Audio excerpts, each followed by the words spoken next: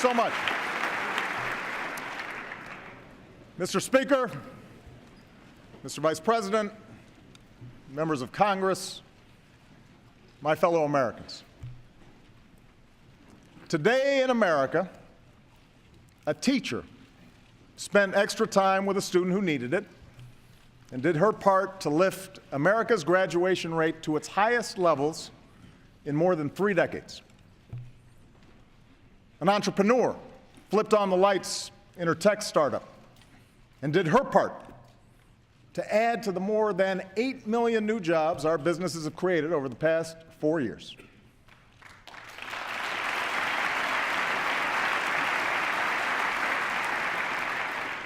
An auto worker fine-tuned some of the best, most fuel-efficient cars in the world and did his part to help America wean itself off foreign oil. A farmer prepared for the spring after the strongest 5-year stretch of farm exports in our history. A rural doctor gave a young child the first prescription to treat asthma that his mother could afford.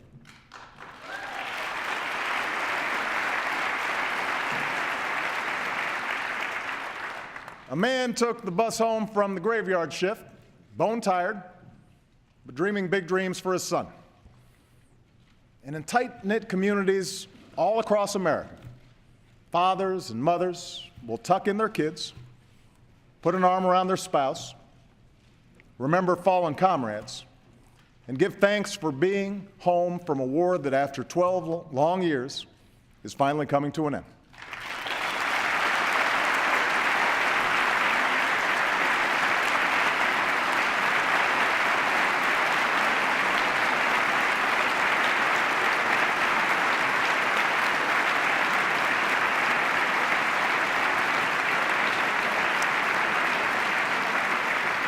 Tonight, this chamber speaks with one voice to the people we represent. It is you, our citizens, who make the state of our union strong.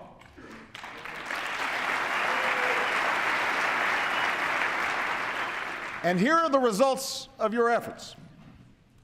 The lowest unemployment rate in over 5 years, a rebounding housing market, a manufacturing sector that's adding jobs for the first time since the 1990s, more oil produced at home than we buy from the rest of the world, the first time that's happened in nearly 20 years. Our deficits cut by more than half. And for the first time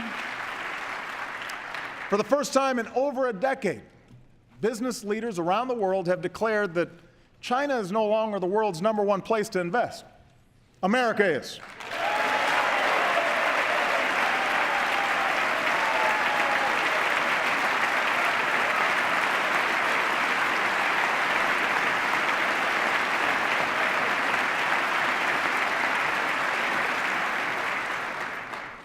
That's why I believe this can be a breakthrough year for America. After 5 years of grit and determined effort, the United States is better positioned for the 21st century than any other nation on earth.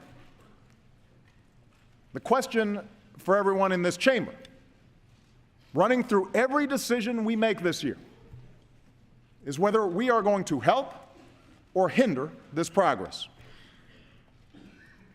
For several years now, this town has been consumed by a rancorous argument over the proper size of the federal government. It's an important debate, one that dates back to our very founding.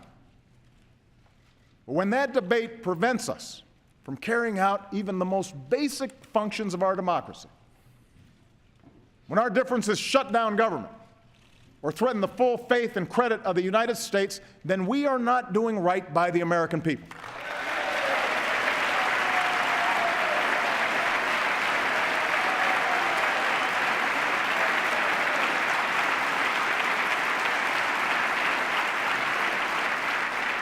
Now, as president, I'm committed to making Washington work better and rebuilding the trust of the people who sent us here. And I believe most of you are too. Last month, thanks to the work of Democrats and Republicans, Congress finally produced a budget that undoes some of last year's severe cuts to priorities like education. Nobody got everything they wanted, and we can still do more to invest in this country's future while bringing down our deficit in a balanced way. But the budget compromise should leave us freer to focus on creating new jobs, not creating new crises. And in the coming months, let's see where else we can make progress together. Let's make this a year of action. That's what most Americans want. For all of us in this chamber to focus on their lives, their hopes, their aspirations. And what I believe unites the people of this nation, regardless of race or region or party, young or old, rich or poor, is the simple, profound belief in opportunity for all. The notion that if you work hard and take responsibility, you can get ahead in America.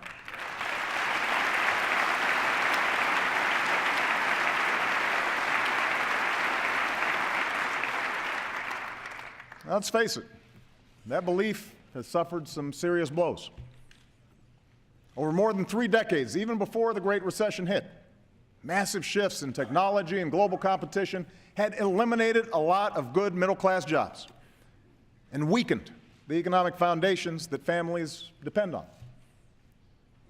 Today, after 4 years of economic growth, corporate profits and stock prices have rarely been higher, and those at the top have never done better. But average wages have barely budged. Inequality has deepened. Upward mobility has stalled. The cold hard fact is that even in the midst of recovery, too many Americans are working more than ever just to get by, let alone to get ahead. And too many still aren't working at all. So our job is to reverse these trends. It won't happen right away, and we won't agree on everything. But what I offer tonight is a set of concrete, practical proposals to speed up growth, strengthen the middle class, and build new ladders of opportunity into the middle class. Some require congressional action, and I am eager to work with all of you. But America does not stand still, and neither will I. So wherever and whenever I can take steps without legislation to expand opportunity for more American families, that's what I'm going to do.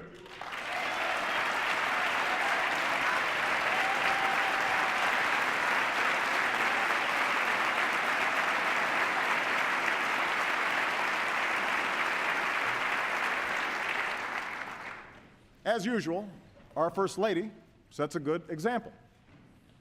Michelle's, well, yeah.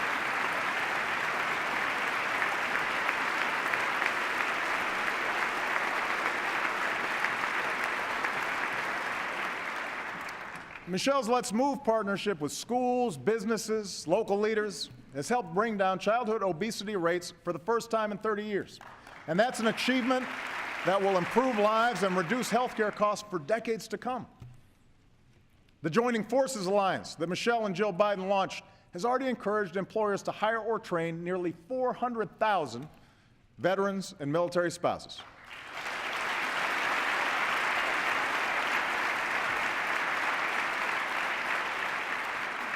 Taking a page from that playbook, the White House just organized a College Opportunity Summit where already 150 universities, businesses, nonprofits have made concrete commitments to reduce inequality in access to higher education and to help every hard-working kid go to college and succeed when they get to campus. And across the country, we're partnering with mayors, governors, and state legislatures on issues from homelessness to marriage equality. The point is, there are millions of Americans outside of Washington who are tired of stale political arguments and are moving this country forward. They believe, and I believe, that here in America, our success should depend not on accident of birth, but the strength of our work ethic and the scope of our dreams. That's what drew our forebears here. That's how the daughter of a factory worker is CEO of America's largest automaker.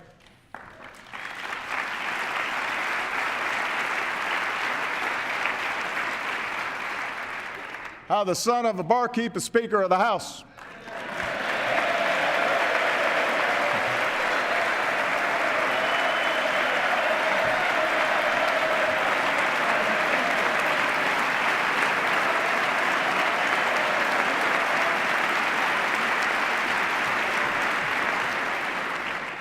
How the son of a single mom can be president of the greatest nation on earth. You know,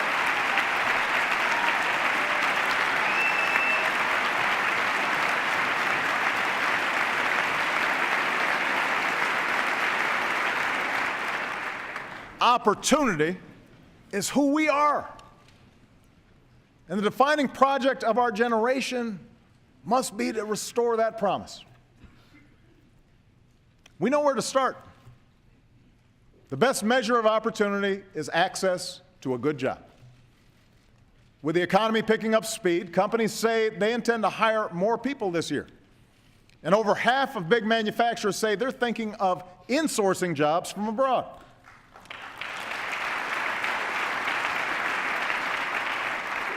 So let's make that decision easier for more companies. Both Democrats and Republicans have argued that our tax code is riddled with wasteful, complicated loopholes that punish businesses investing here and reward companies that keep profits abroad. Let's flip that equation.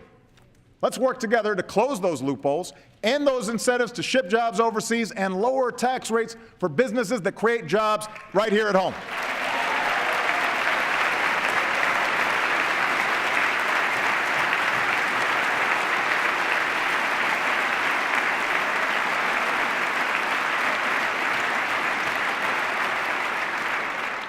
Moreover, we can take the money we save from this transition to tax reform to create jobs, rebuilding our roads, upgrading our ports, unclogging our commutes. Because in today's global economy, first-class jobs gravitate to first-class infrastructure. We'll need Congress to protect more than 3 million jobs by finishing transportation and waterways bills this summer. That can happen. But I'll act on my own to slash bureaucracy and streamline the permitting process for key projects so we can get more construction workers on the job as fast as possible.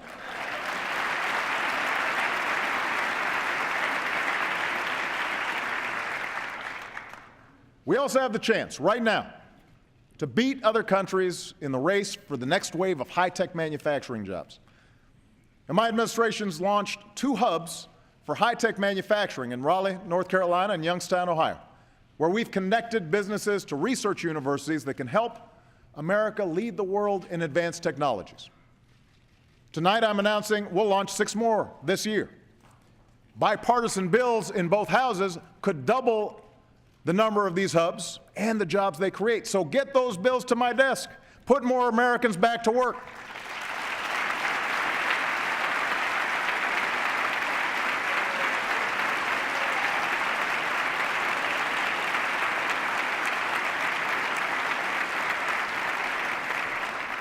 Let's do more to help the entrepreneurs and small business owners who create most new jobs in America. Over the past 5 years, my administration has made more loans to small business owners than any other. And when 98% of our exporters are small businesses, new trade partnerships with Europe and the Asia Pacific will help them create even more jobs. We need to work together on tools like Bipartisan Trade Promotion Authority to protect our workers, protect our environment, and open new markets to new goods stamped Made in the USA.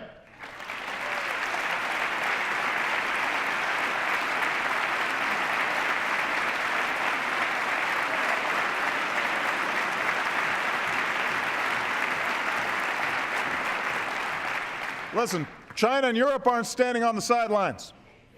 And neither should we. We know that the nation that goes all in on innovation today will own the global economy tomorrow. This is an edge America cannot surrender. Federally funded research helped lead to the ideas and inventions behind Google and smartphones. And that's why Congress should undo the damage done by last year's cuts to basic research, so we can unleash the next great American discovery.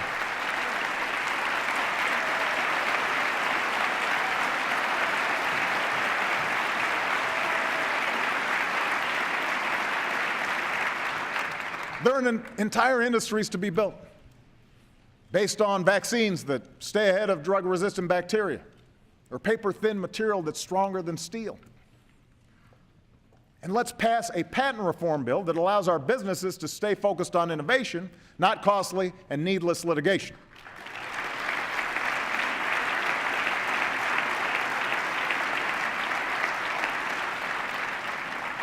Now, one of the biggest factors in bringing more jobs back is our commitment to American energy. The all-the-above energy strategy I announced a few years ago is working, and today America is closer to energy independence than we have been in decades.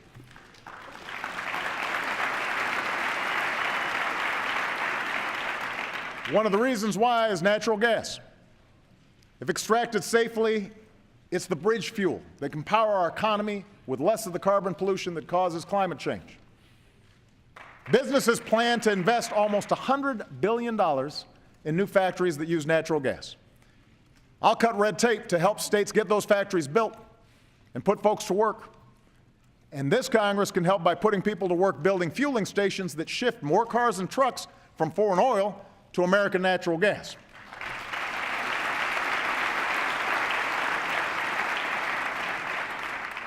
Meanwhile, my administration will keep working with the industry to sustain production and jobs growth while strengthening protection of our air, our water, our communities. And while we're at it, I'll use my authority to protect more of our pristine federal lands for future generations.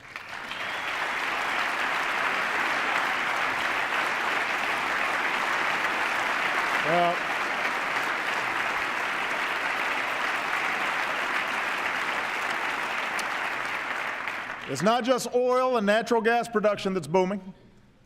We're becoming a global leader in solar, too. Every 4 minutes, another American home or business goes solar. Every panel pounded into place by a worker whose job cannot be outsourced. Let's continue that progress with a smarter tax policy that stops giving $4 billion a year to fossil fuel industries that don't need it, so we can invest more in fuels of the future that do.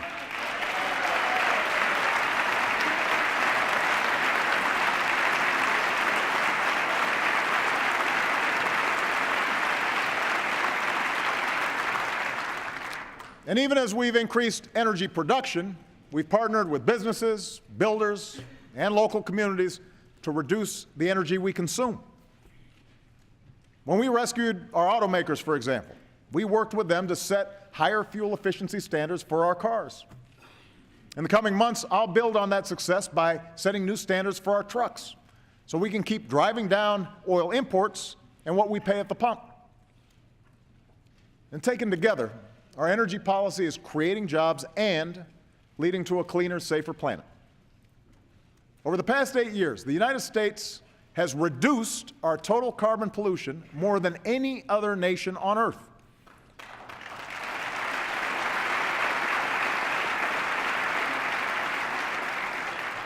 But we have to act with more urgency, because the changing climate is already harming Western communities struggling with drought and coastal cities dealing with floods. That's why I directed my administration to work with states, utilities, and others to set new standards on the amount of carbon pollution our power plants are allowed to dump into the air. The shift to a cleaner energy economy won't happen overnight, and it will require some tough choices along the way. But the debate is settled. Climate change is a fact. And when our children's children look us in the eye and ask if we did all we could to leave them a safer, more stable world with new sources of energy, I want us to be able to say, yes, we did.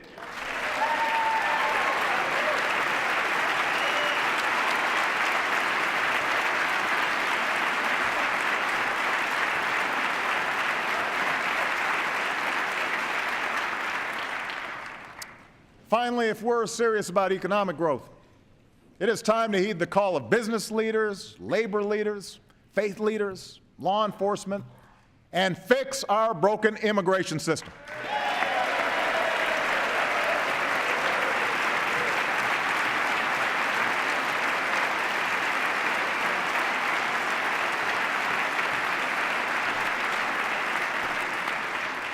Republicans and Democrats in the Senate have acted, and I know that members of both parties in the House want to do the same.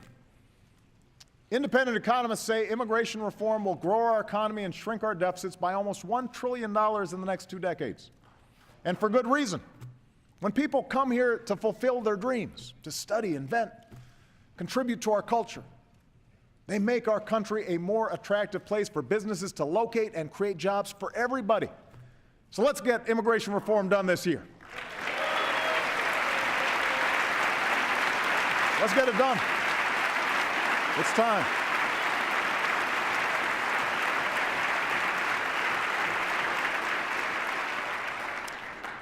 The ideas I've outlined so far can speed up growth and create more jobs. But in this rapidly changing economy, we have to make sure that every American has the skills to fill those jobs. The good news is we know how to do it. 2 years ago, as the auto industry came roaring back, Andra Rush opened up a manufacturing firm in Detroit. She knew that Ford needed parts for the best-selling truck in America, and she knew how to make those parts. She just needed the workforce. So she dialed up what we call an American Job Center, places where folks can walk in to get the help or training they need to find a new job or a better job. She was flooded with new workers. And today, Detroit Manufacturing Systems has more than 700 employees. Now, what Andra and her employees experienced is how it should be for every employer and every job seeker.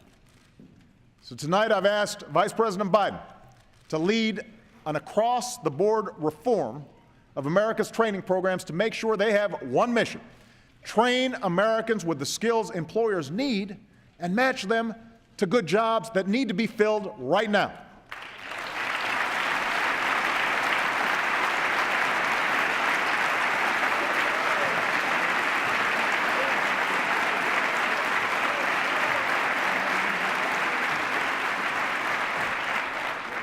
That means more on-the-job training and more apprenticeships that set a young worker on an upward trajectory for life.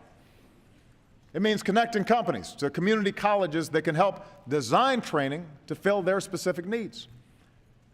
And if Congress wants to help, you can concentrate funding on proven programs that connect more ready-to-work Americans with ready-to-be-filled jobs. I'm also convinced we can help Americans return to the workforce faster by reforming unemployment insurance so that it's more effective in today's economy. But first, this Congress needs to restore the unemployment insurance you just let expire for 1.6 million people.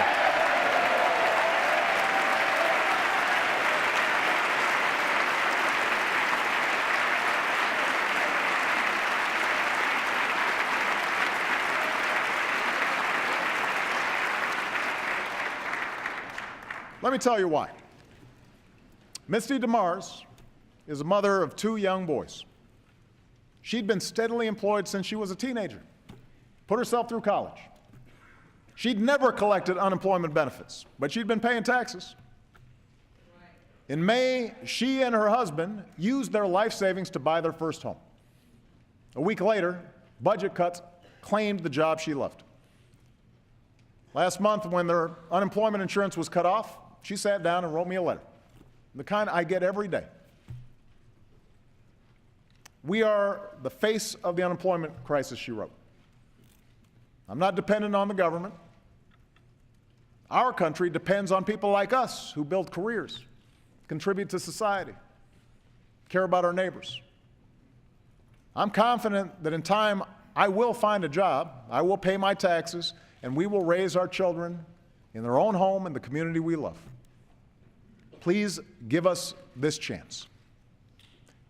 Congress, give these hard-working, responsible Americans that chance. Give them that chance.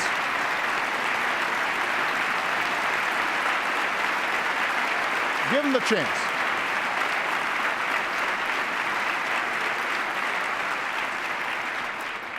They need our help right now, but more important, this country needs them in the game.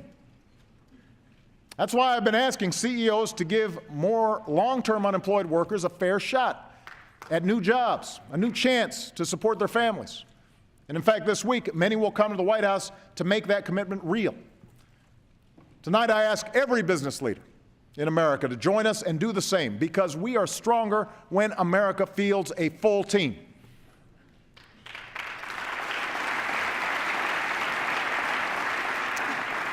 Of course, it's not enough to train today's workforce. We also have to prepare tomorrow's workforce by guaranteeing every child access to a world-class education.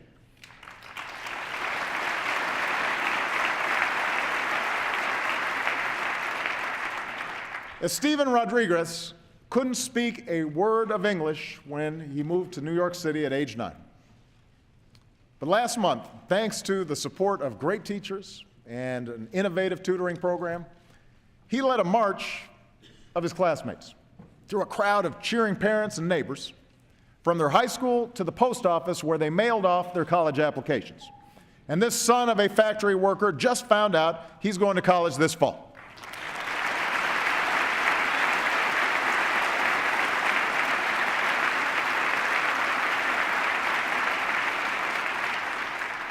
Five years ago, we set out to change the odds for all our kids. We worked with lenders to reform student loans, and today more young people are earning college degrees than ever before. Race to the Top, with the help of governors from both parties, has helped states raise expectations and performance. Teachers and principals in schools from Tennessee to Washington, D.C. are making big strides in preparing students with the skills for the new economy: problem solving, critical thinking, science, technology, engineering, math. Now, some of this change is hard. It requires everything from more challenging curriculums and more demanding parents to better support for teachers and new ways to measure how well our kids think, not how well they can fill in a bubble on a test. But it is worth it, and it is working. The problem is we're still not reaching enough kids, and we're not reaching them in time, and that has to change. Research shows that one of the best investments we can make in a child's life is high-quality early education.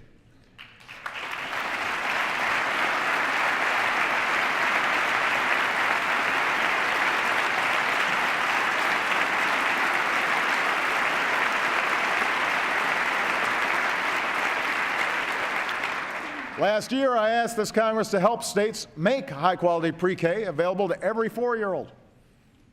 And as a parent, as well as a president, I repeat that request tonight. But in the meantime, 30 states have raised pre-K funding on their own. They know we can't wait. So just as we worked with states to reform our schools, this year we'll invest in new partnerships with states and communities across the country in a race to the top for our youngest children. And as Congress decides what it's going to do, I'm going to pull together a coalition of elected officials, business leaders, and philanthropists willing to help more kids access the high-quality pre-K that they need. It is right for America. We need to get this done.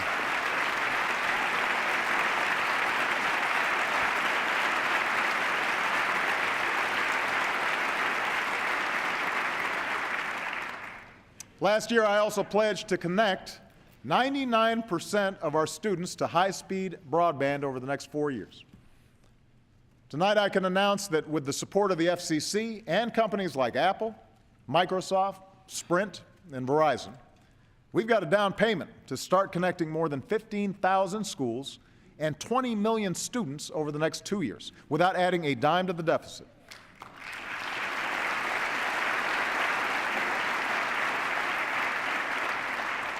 We're working to redesign high schools and partner them with colleges and employers that offer the real-world education and hands-on training that can lead directly to a job and career.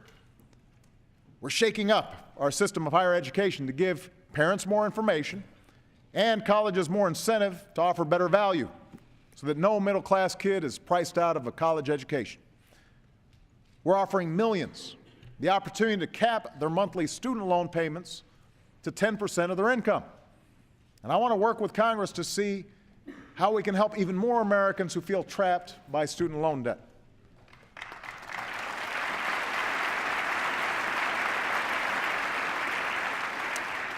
And I'm reaching out to some of America's leading foundations and corporations on a new initiative to help more young men of color facing especially tough odds to stay on track and reach their full potential. The bottom line is, Michelle and I want every child to have the same chance this country gave us. But we know our opportunity agenda won't be complete. And too many young people entering the workforce today will see the American dream as an empty promise, unless we also do more to make sure our economy honors the dignity of work and hard work pays off for every single American. You know, today, women make up about half our workforce, but they still make 77 cents for every dollar a man earns. That is wrong. And in 2014, it's an embarrassment. Women deserve equal pay for equal work.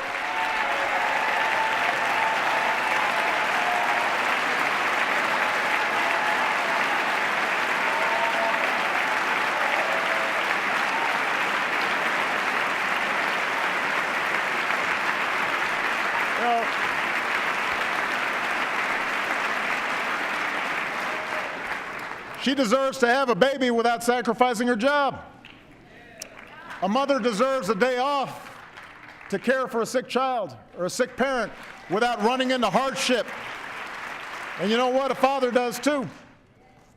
It is time to do away with workplace policies that belong in a Mad Men episode. This year, let's all come together, Congress, the White House, businesses from Wall Street to Main Street, to give every woman the opportunity she deserves, because I believe when women succeed, America succeeds.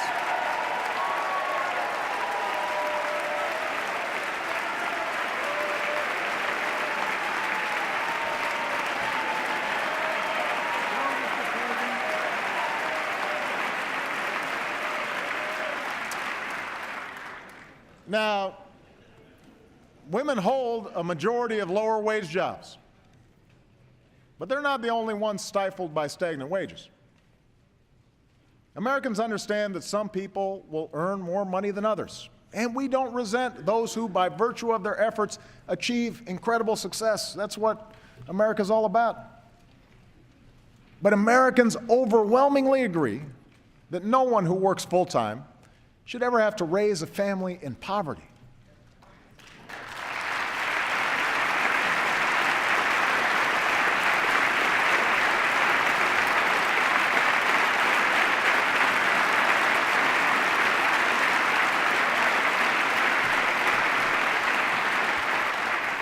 In the years since I asked this Congress to raise the minimum wage, 5 states have passed laws to raise theirs. Many businesses have done it on their own. Nick Shute is here today with his boss, John Serrano. John's an owner of Punch Pizza in Minneapolis, and Nick helps make the dough. Only now he makes more of it. John just gave his employees a raise to $10 an hour, and that's a decision that has eased their financial stress and boosted their morale. Tonight, I ask more of America's business leaders to follow John's lead. Do what you can to raise your employees' wages.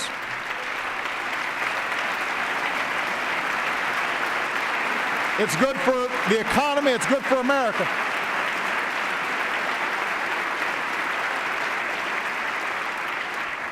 To every mayor, governor, state legislator in America, I say, you don't have to wait for Congress to act.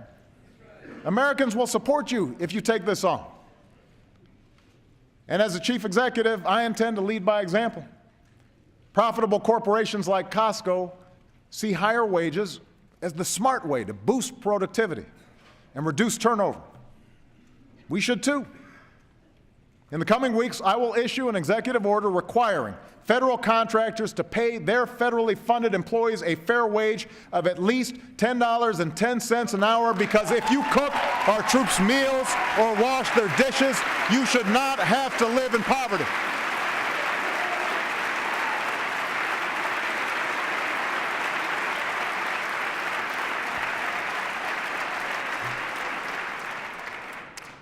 Of course, to reach millions more, Congress does need to get on board. Today, the federal minimum wage is worth about 20% less than it was when Ronald Reagan first stood here. And Tom Harkin and George Miller have a bill to fix that by lifting the minimum wage to $10.10. It's easy to remember, 10-10. This will help families. It'll give businesses customers with more money to spend. It does not involve any new bureaucratic program. So join the rest of the country. Say yes. Give America a raise. Give them a raise.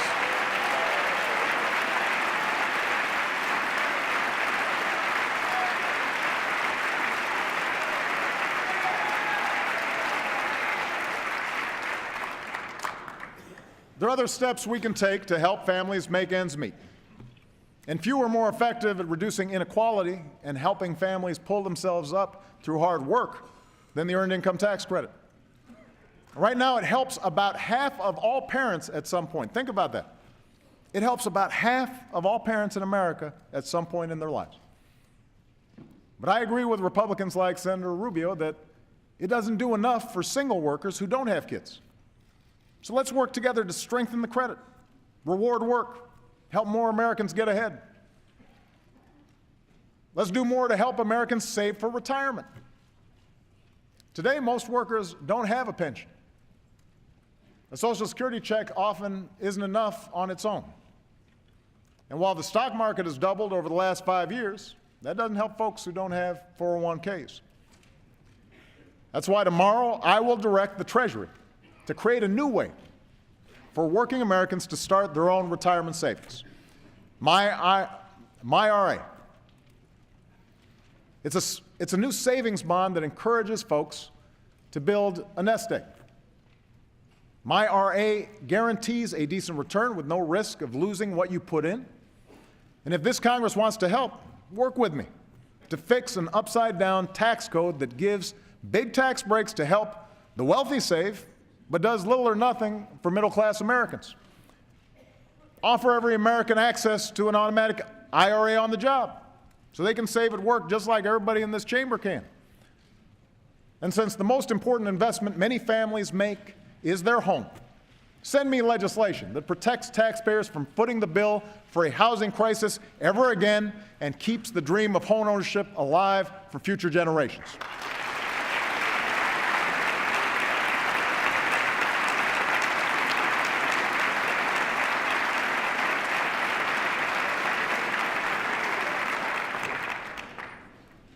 One last point on financial security. For decades, few things exposed hardworking families to economic hardship more than a broken health care system. And in case you haven't heard, we're in the process of fixing that.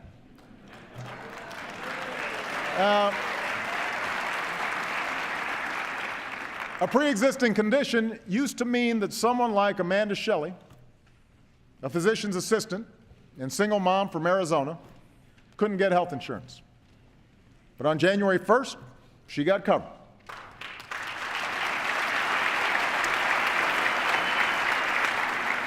On January 3rd, she felt a sharp pain. On January 6th, she had emergency surgery. Just 1 week earlier, Amanda said, and that surgery would have meant bankruptcy. That's what health insurance reform is all about. The peace of mind that if misfortune strikes, you don't have to lose everything. Already, because of the Affordable Care Act, more than 3 million Americans under age 26 have gained coverage under their parents' plan.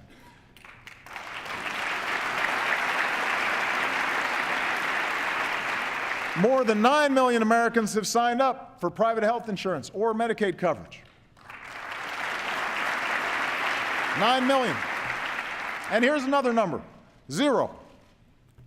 Because of this law, no American, none, 0, can ever again be dropped or denied coverage for a pre-existing condition like asthma or back pain or cancer.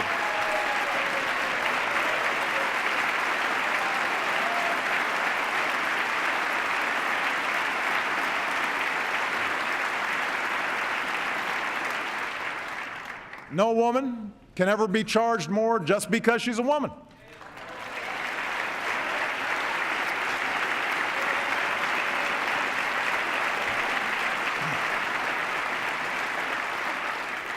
And we did all this while adding years to Medicare's finances, keeping Medicare premiums flat, and lowering prescription costs for millions of seniors. Now, I do not expect to convince my Republican friends on the merits of this law. But I know that the American people are not interested in refighting old battles. So, again, if you have specific plans to cut costs, cover more people, increase choice, tell America what you do differently. Let's see if the numbers add up. But let's not have another 40-something votes to repeal a law that's already helping millions of Americans like Amanda.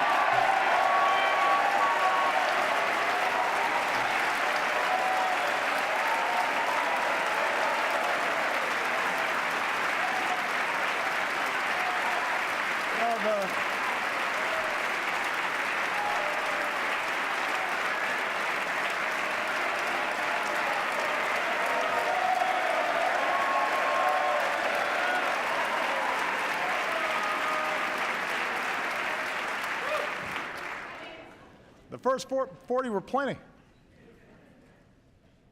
We all owe it to the American people to say what we're for, not just what we're against.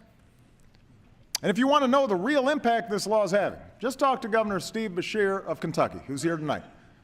Now, Kentucky is not the most liberal part of the country. That's not where I got my highest vote totals. But he's like a man possessed when it comes to covering his Commonwealth's families. They're our neighbors and our friends, he said. They're people we shop and go to church with. Farmers out on the tractor. Grocery clerks. They're people who go to work every morning praying they don't get sick. No one deserves to live that way. Steve's right. That's why tonight I ask every American who knows someone without health insurance to help them get covered by March 31st. Help them get covered. Moms, get on your kids to sign up. Kids, call your mom and walk her through the application. They'll give her some peace of mind, and plus she'll appreciate hearing from you.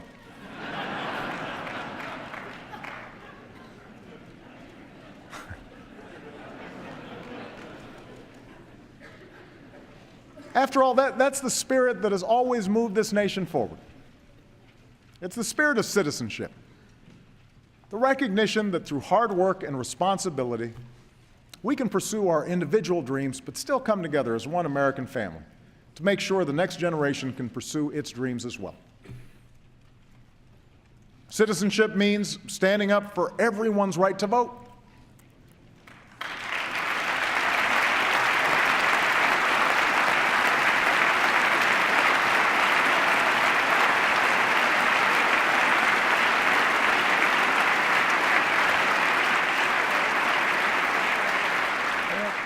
Last year, part of the Voting Rights Act was weakened, but conservative Republicans and liberal Democrats are working together to strengthen it.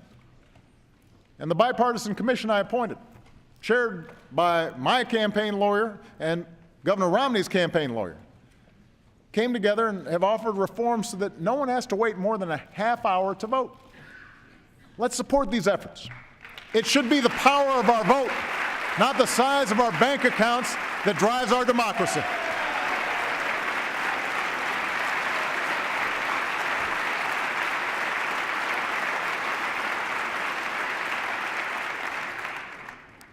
Citizenship means standing up for the lives that gun violence steals from us each day. I've seen the courage of parents, students, pastors, police officers all over this country who say, we are not afraid. And I intend to keep trying, with or without Congress, to help stop more tragedies from visiting innocent Americans in our movie theaters and our shopping malls or schools like Sandy Hook.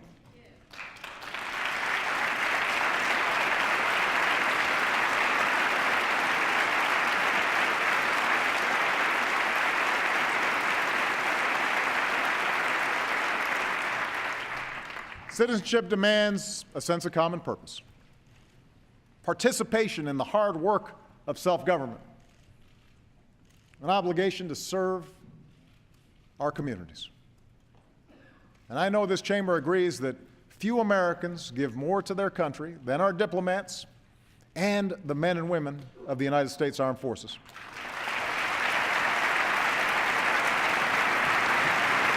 Thank you.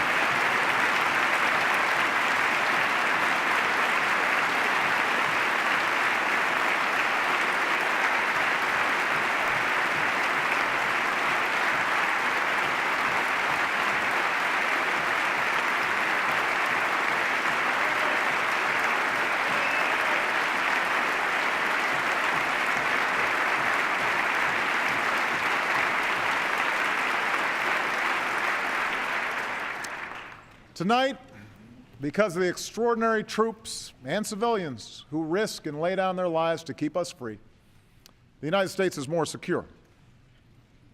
When I took office, nearly 180,000 Americans were serving in Iraq and Afghanistan. Today, all our troops are out of Iraq. More than 60,000 of our troops have already come home from Afghanistan.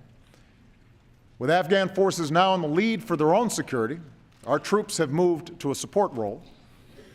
Together with our allies, we will complete our mission there by the end of this year, and America's longest war will finally be over.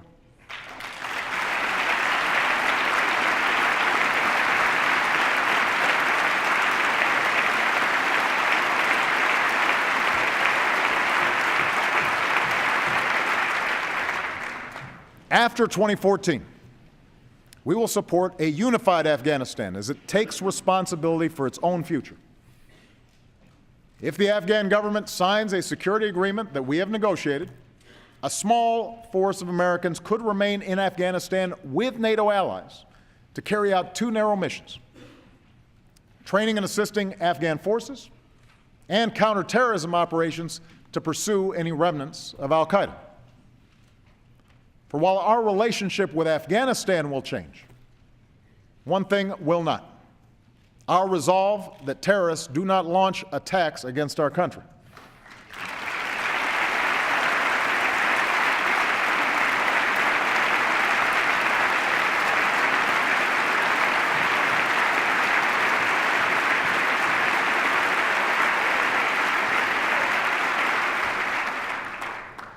The fact is, that danger remains.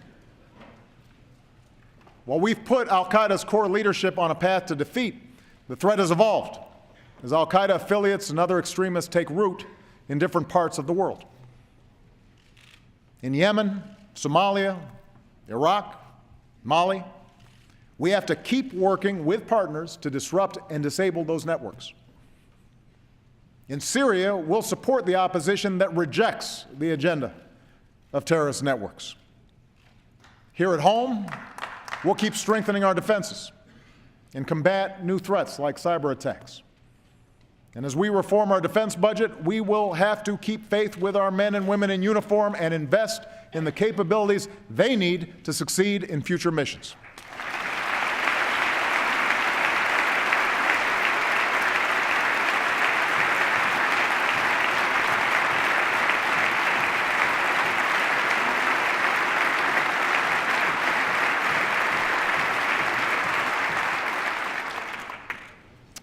We have to remain vigilant. But I strongly believe our leadership and our security cannot depend on our outstanding military alone. As Commander-in-Chief, I have used force when needed to protect the American people, and I will never hesitate to do so as long as I hold this office. But I will not send our troops into harm's way unless it is truly necessary, nor will I allow our sons and daughters to be mired in open-ended conflicts.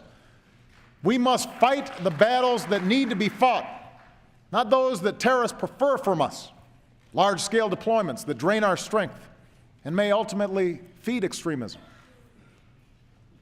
So even as we actively and aggressively pursue terrorist networks, through more targeted efforts and by building the capacity of our foreign partners, America must move off a permanent war footing.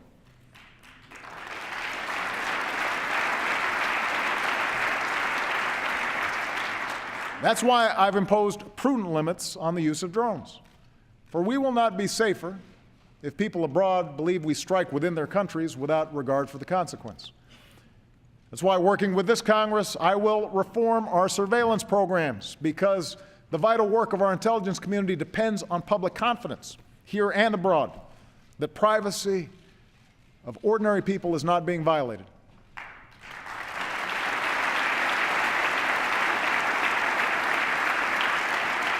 And with the Afghan war ending, this needs to be the year Congress lifts the remaining restrictions on detainee transfers and we close the prison at Guantanamo Bay.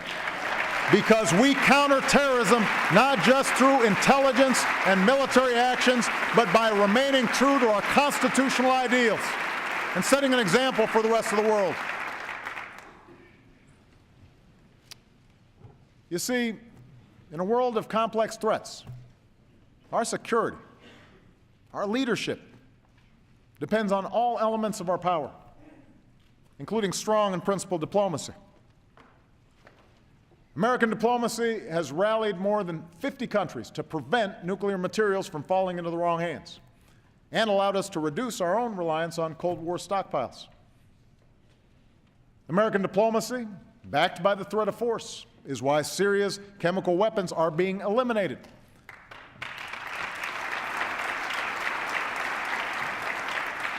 And we will continue to work with the international community to usher in the future the Syrian people deserve, a future free of dictatorship, terror, and fear. As we speak, American diplomacy is supporting Israelis and Palestinians as they engage in the difficult but necessary talks to end the conflict there, to achieve dignity and an independent state for Palestinians, and lasting peace and security for the State of Israel, a Jewish state that knows America will always be at their side.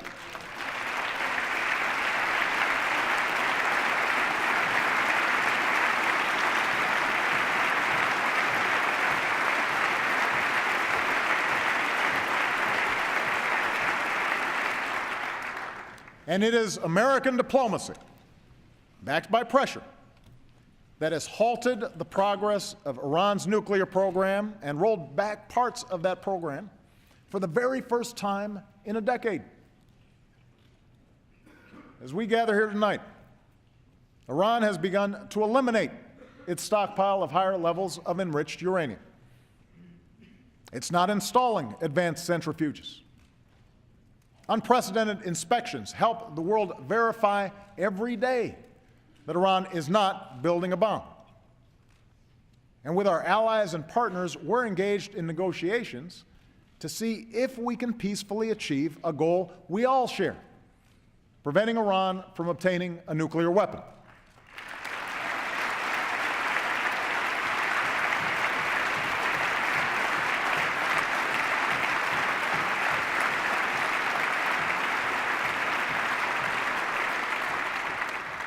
These negotiations will be difficult. They may not succeed. We are clear-eyed about Iran's support for terrorist organizations like Hezbollah, which threatens our allies. And we're clear about the mistrust between our nations, mistrust that cannot be wished away. But these negotiations don't rely on trust. Any long-term deal we agree to must be based on verifiable action that convinces us and the international community that Iran is not building a nuclear bomb. If John F. Kennedy and Ronald Reagan could negotiate with the Soviet Union, then surely a strong and confident America can negotiate with less powerful adversaries today.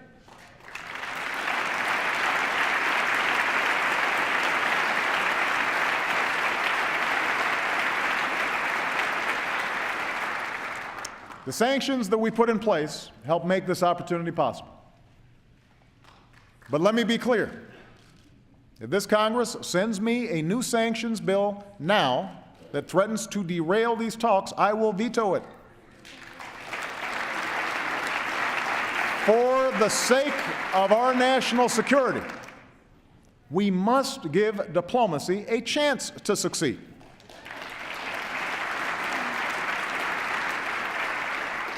If Iran's leaders do not seize this opportunity, then I will be the first to call for more sanctions and stand ready to exercise all options to make sure Iran does not build a nuclear weapon. But if Iran's leaders do seize the chance, and we'll know soon enough, then Iran could take an important step to rejoin the community of nations, and we will have resolved one of the leading security challenges of our time without the risks of war.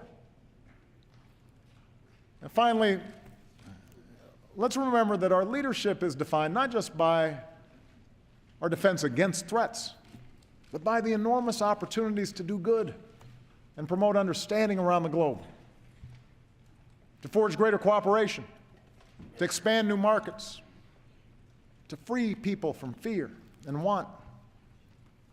And no one is better positioned to take advantage of those opportunities than America. Our alliance with Europe remains the strongest the world has ever known. From Tunisia to Burma, we're supporting those who are willing to do the hard work of building democracy.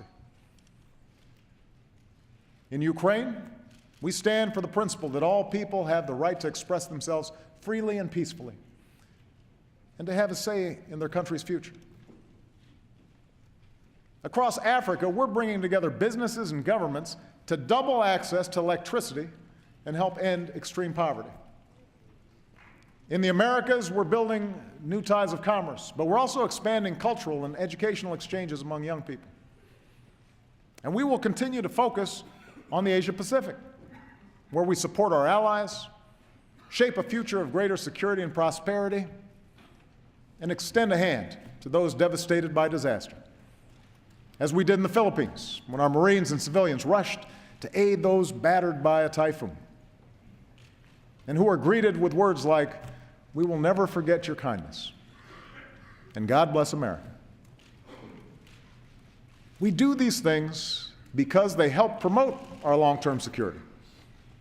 And we do them because we believe in the inherent dignity and equality of every human being, regardless of race or religion, creed or sexual orientation.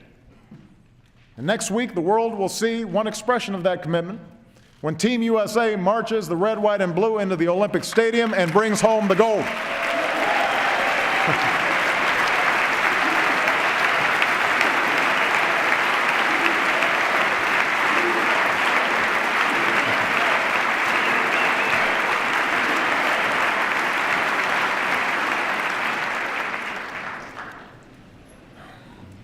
My fellow Americans, no other country in the world does what we do.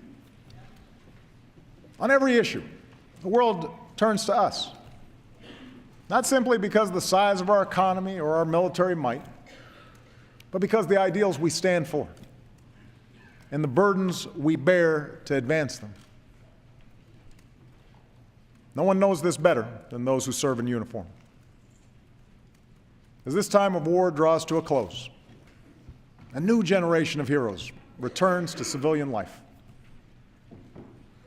We'll keep slashing that backlog so our veterans receive the benefits they've earned and our wounded warriors receive the health care, including the mental health care that they need.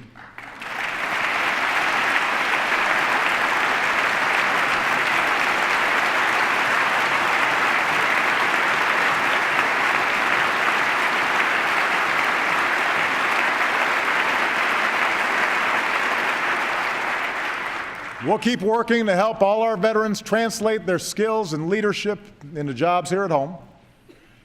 And we will all continue to join forces to honor and support our remarkable military families. Let me tell you about one of those families I've come to know. I first met Corey Remsburg, a proud Army Ranger, at Omaha Beach on the 65th anniversary of D-Day. Along with some of his fellow Rangers, he walked me through the program and the ceremony.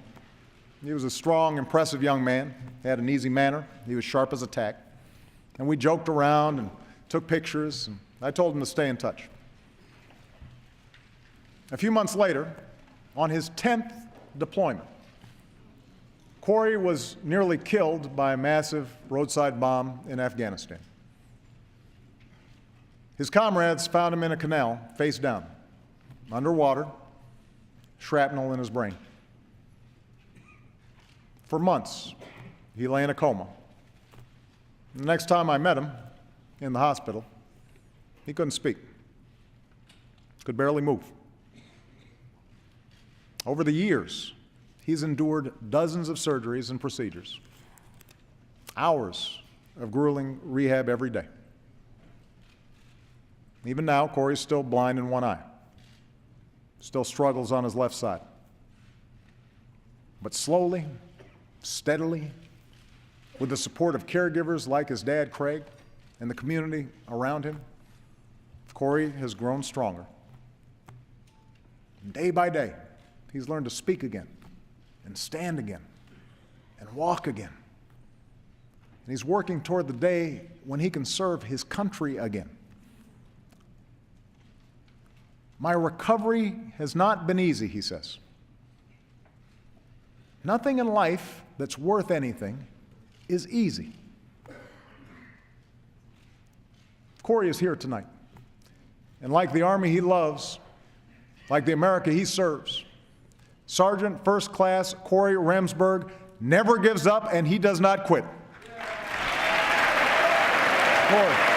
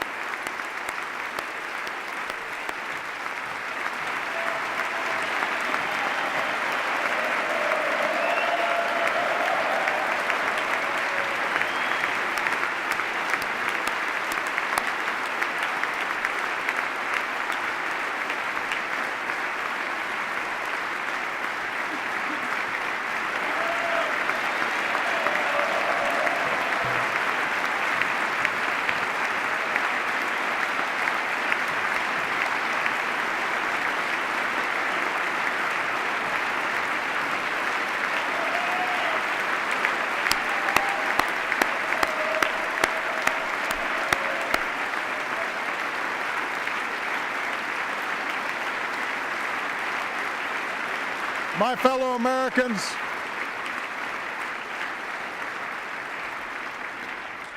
fellow Americans, men and women like Corey remind us that America has never come easy.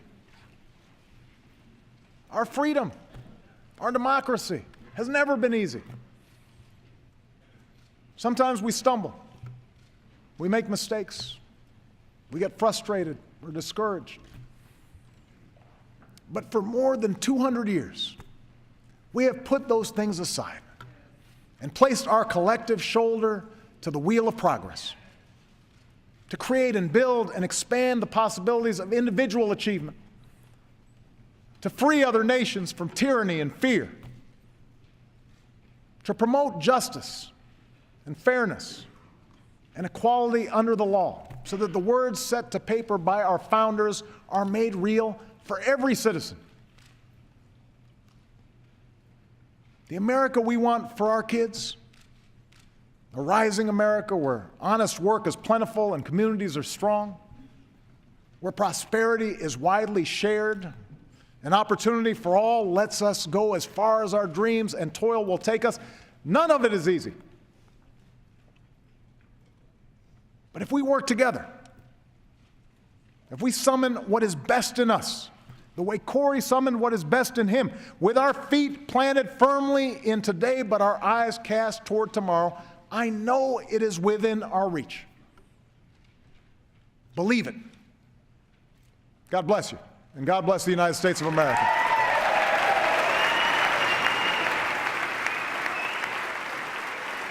In 3 decades, even before the Great Recession hit, massive shifts in technology and global competition had eliminated a lot of good middle-class jobs and weakened the economic foundations that families depend on. Today, after 4 years of economic growth, corporate profits and stock prices have rarely been higher, and those at the top have never done better. But average wages have barely budged. Inequality has deepened. Upward mobility has stalled. The cold hard fact is that even in the midst of recovery, too many Americans are working more than ever just to get by, let alone to get ahead. And too many still aren't working at all. So our job is to reverse these trends. It won't happen right away, and we won't agree on everything. But what I offer tonight is a set of concrete, practical proposals to speed up growth, strengthen the middle class, and build new ladders of opportunity into the middle class. Some require congressional action, and I'm eager to work with all of you. But America does not stand still, and neither will I. So wherever and whenever I can take steps without legislation to expand opportunity for more American families, that's what I'm going to do.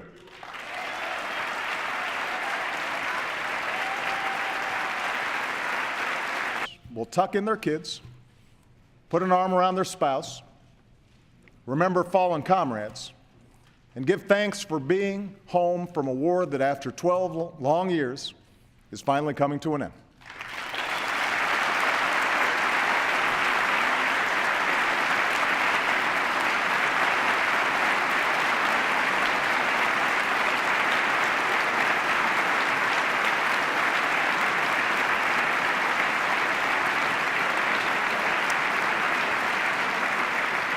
Tonight, this chamber speaks with one voice to the people we represent. It is you, our citizens, who make the state of our union strong.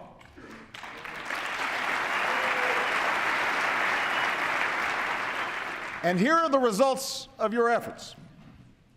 The lowest unemployment rate in over 5 years, a rebounding housing market, a manufacturing sector that's adding jobs for the first time since the 1990s, more oil produced at home than we buy from the rest of the world, the first time that's happened in nearly 20 years. Our deficits cut by more than half. And for the first time in over a decade, business leaders around the world have declared that China is no longer the world's #1 place to invest. America is.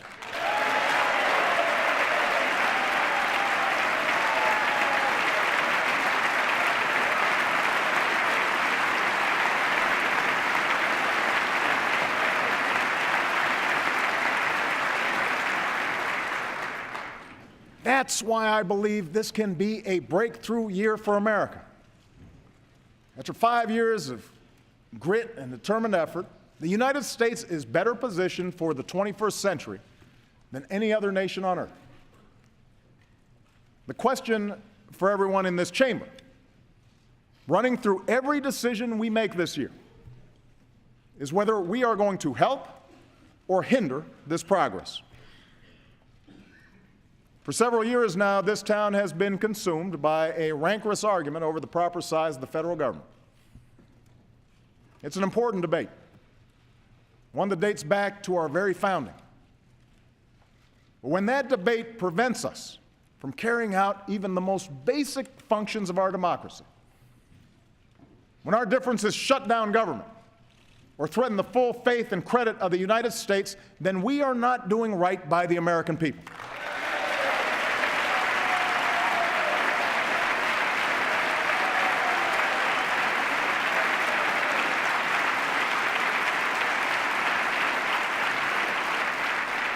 Now, as president, I'm committed to making Washington work better and rebuilding the trust of the people who sent us here. And I believe most of you are too. Last month, thanks to the work of Democrats and Republicans, Congress finally produced a budget that undoes some of last year's severe cuts to priorities like education. Nobody got everything they wanted, and we can still do more to invest in this country's future while bringing down our deficit in a balanced way. But the budget compromise should leave us freer to focus on creating new jobs, not creating new crises. And in the coming months, let's see where else we can make progress together. Let's make this a year of action. That's what most Americans want.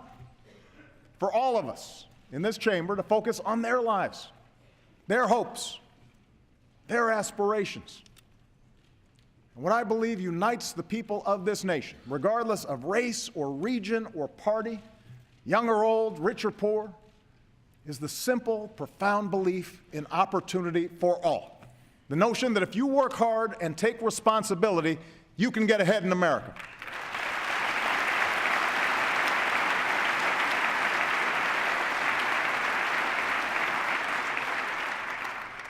Let's face it, that belief has suffered some serious blows over more than so much.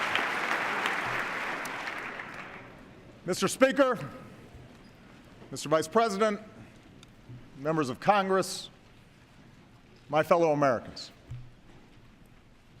Today in America, a teacher spent extra time with a student who needed it and did her part to lift America's graduation rate to its highest levels in more than 3 decades. An entrepreneur flipped on the lights in her tech startup and did her part to add to the more than 8 million new jobs our businesses have created over the past 4 years.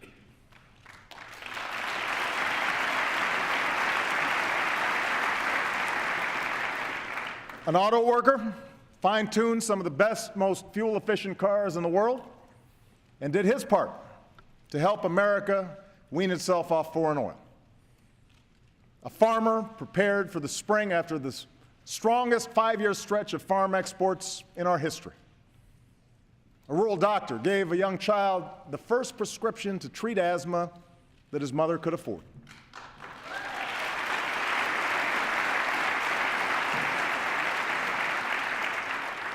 A man took the bus home from the graveyard shift, bone-tired, but dreaming big dreams for his son. And in tight-knit communities all across America, fathers and mothers